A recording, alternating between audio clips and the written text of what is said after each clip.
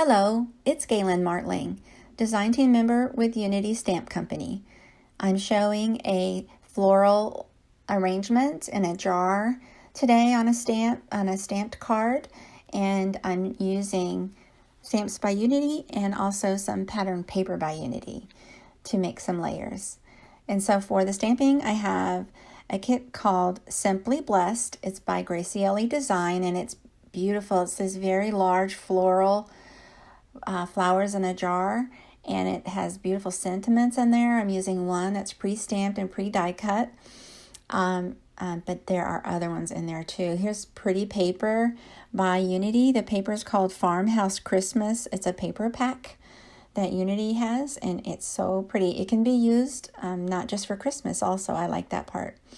So to begin, I am just picking a mint color to start the leaves in a very light shade of mint, and I pick up some of the darker color that I placed there on acetate just to just see how dark I wanted to get those leaves. I didn't want to go very dark intentionally. I only want to use dark colors just as a very, very little bit of accent.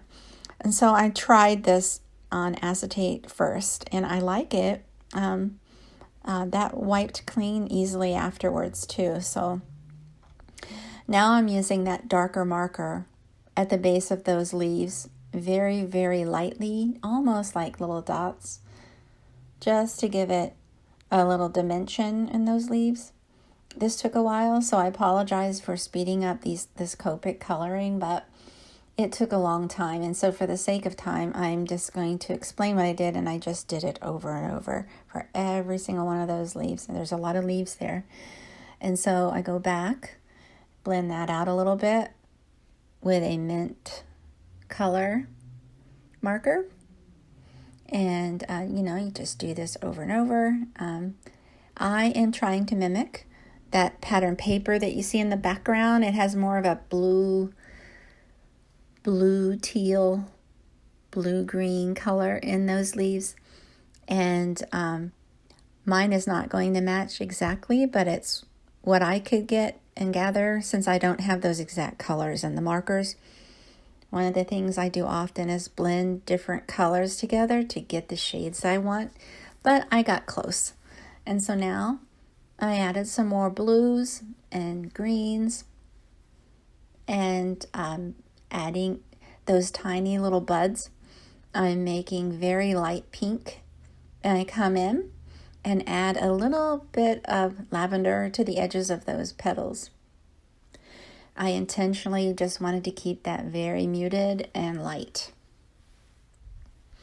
So you do this for all those little buds.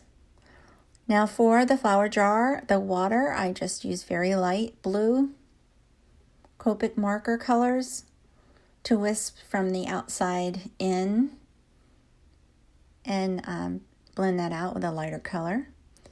I'll come in with some grays for the jar and also for the bottom of the jar to make it look like a shadow effect. I go in with 2 or 3 different colors of the gray, and then I go in with a colorless blender. It's 0 marker to blend that out to erase any of the harshness of the lines. I will list the Copic markers here in the video and on my blog. And so I go ahead and do that. I finish it, and I just color all the way down to the bottom of that top frame there. I thought the leaves were a little too blue, so I went in with a green, and I added some green there just to mute that blue a little bit.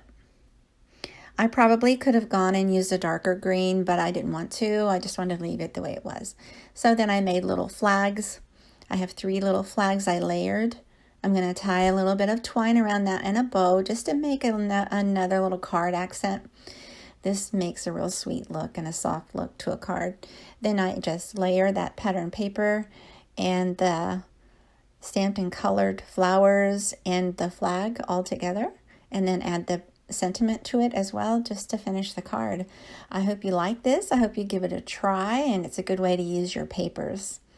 Thanks so much for watching. I hope you Take a moment to subscribe to my YouTube and share if you will. Have a great day.